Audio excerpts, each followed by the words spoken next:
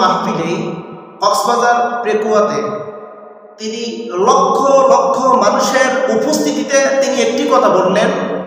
তার বক্তব্যটি পরিষ্কার জাতির সামনে ফুটে উঠেছে। তা হলো তিনি ঐক্যের ডাক দিলেন।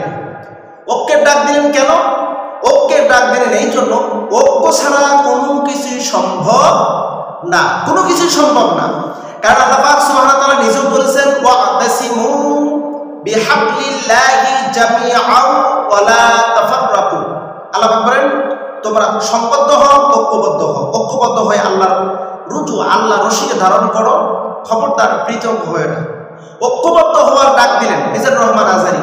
তিনি কত সুন্দরভাবে বলেছেন, আমাদের প্রভু এক, এক নবীর উম্মত, এক আল্লাহ, এক নবী, এক উম্মত, আমাদের একটা কোরআন, একটা জীবন, একটা মন। এইভাবেই তিনি গানে গানে উপস্থাপন করে বললেন, কিসের কওমি, কিসের আলিয়া, কিসের আহলে হাদিস। এভাবে তিনি সবাইকে উল্লেখ করে বলছেন, আমরা তো সবাই মুসলিম, আমরা সবাই মুসলিম, তো আমরা কেন ঐক্য হতে পারতেছি না? কি জন্য হতে পারতেছি না? কে আমাদেরকে টেনে ধরেছে ঐক্য হতে দেয় না? কে আমাদেরকে নিষেধ করেছে ঐক্য হতে দেয় না?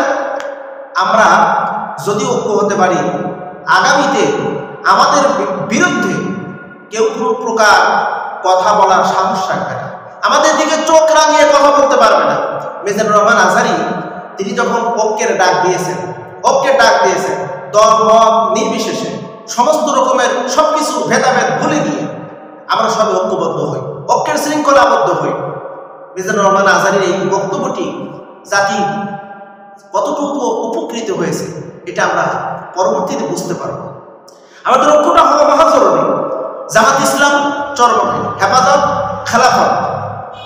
দেখেন তো বাংলাদেশে যতগুলো ইসলামিক দল আছে, সবগুলো ইসলামিক দলগুলোকে একটা ঐক্যের প্ল্যাটফর্মে নিয়ে আসেন। ঐক্যের প্ল্যাটফর্মে আজকে যদি আসে জামাত, চরমনাই, হেফাজত, খেলাফত মজলিস, এভাবে যতগুলো ইসলামিক দলগুলো আছে সবগুলো একটা দলের সম্পৃক্ত হয়ে, ঐক্যবদ্ধ হয়ে যদি তারা ইচ্ছা করে আমরা খেলাফত প্রতিষ্ঠিত করি। সবাই তো চায় বাংলাদেশে ইসলাম কায়েম হোক, সবগুলো দলের কিন্তু ইচ্ছা। চরমনাইকে বলবেন যে ইসলামী রাষ্ট্র গঠন হোক, কোরআন রাষ্ট্র গঠন হোক, কোরআন দিয়ে দেশ পরিচালিত, তারা বলবে হ্যাঁ অবশ্যই চাই।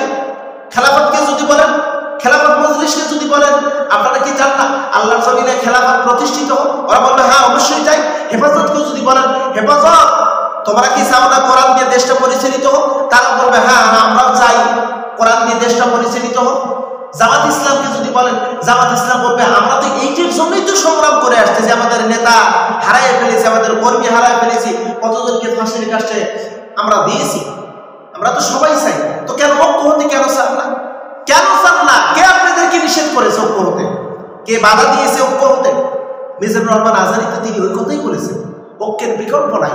আর ঐক্যের বিকল্প নাই তার প্রমাণ হলো, একটু লক্ষ্য করে দেখেন, গত কয়েকদিন আগে ফ্যাসিস্টের 5ই আগস্টের পূর্বে বাংলাদেশের যেই নৈরাজ্য, বাংলাদেশের যেই ত্রাসের রাজ্য প্রতিষ্ঠিত করেছিল, যেই সাম্রাজ্য প্রতিষ্ঠিত করেছিল, এই সাম্রাজ্যকে কিন্তু ভাঙার জন্য অনেক প্রকারের আন্দোলন করেছে।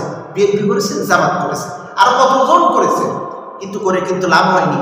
যখন সবাই সংবদ্ধ হয়ে ছাত্রদের সাথে, ছাত্রদের হাতে হাত রেখে, যখন ছোট বড় বৃদ্ধা বনিতা নারী পুরুষ ভেদাভেদ ভুলে গিয়ে ধর্ম বর্ণ নির্বিশেষে সবাই যখন গণজামায়াত হয়ে ফ্যাসিস্টের বিরুদ্ধে এক দফা এক দাবি, শেখ হাসিনার গদি থেকে নামতে হবে, তাকে পদত্যাগ করতে হবে, ঐক্যবদ্ধ হয়ে যখন আন্দোলন করেছে, ফ্যাসিস্ট স্বৈরাচারী নামতে কিন্তু বাধ্য হয়েছে। আমি বলতেছি ঐক্যটা কতটা জরুরি। আজকে দেখেন মুসলিম বিশ্বে ঐক্য না থাকার কারণে আজকে গোটা মুসলিম বিশ্বের প্রত্যেকটি রাষ্ট্রের মুসলমান কিন্তু নির্যাতিত।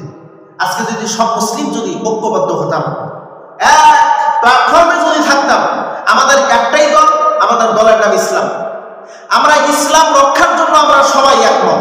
আমাদের ইসলামকে নিয়ে যদি কেউ উপহাস করে, আমাদের ইসলামের উপর কেউ যদি আঘাত করে, সেই আঘাতকে প্রতিহত করার জন্য আমরা সর্বাত্মক চেষ্টা প্রচেষ্টা আমরা করব।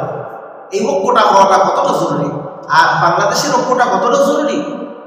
এখন যদি সব ঘরানার ওলামায়ে কেরাম, সবগুলো ইসলামী দল যদি ঐক্যবদ্ধ না হয়, তাহলে এই বাংলার জমিনে ইসলামকে এমনভাবে দাবিয়ে দেবে যা 100 বছরের মধ্যেও ইসলাম প্রতিষ্ঠিত করা কঠিন হয়ে যাবে।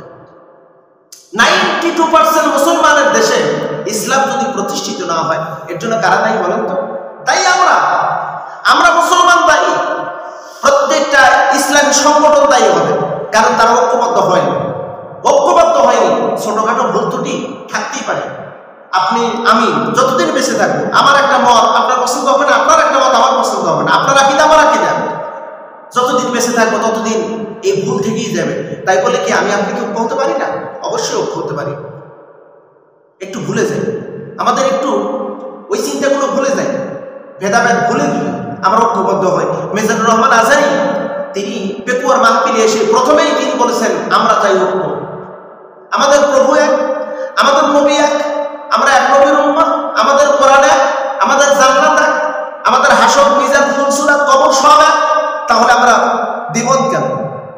আল্লাহ পাক বলেন, ওয়া'তাসিমু বিহাবলিল্লাহি জামিআন ওয়া লা তাফাররাকু। ঐক্যবদ্ধ হও, পৃথক হয় না। পৃথক হলে আল্লাহ তা পছন্দ করেন না। পৃথক গোষ্ঠীকে ধ্বংস করা অতীব সহজ, পৃথক গোষ্ঠীকে ধ্বংস করা খুবই সহজ, কিন্তু ঐক্যবদ্ধ যদি হওয়া যায়, সেই জাতিকে কখনো ধ্বংস করা যায় না। প্রিয় ভাইজান, প্রিয় এলাকাবাসী, প্রিয় গ্রামবাসী, প্রিয় বাংলাদেশবাসী, প্রিয় সংগঠন, আমরা সবাই ঐক্যবদ্ধ হই।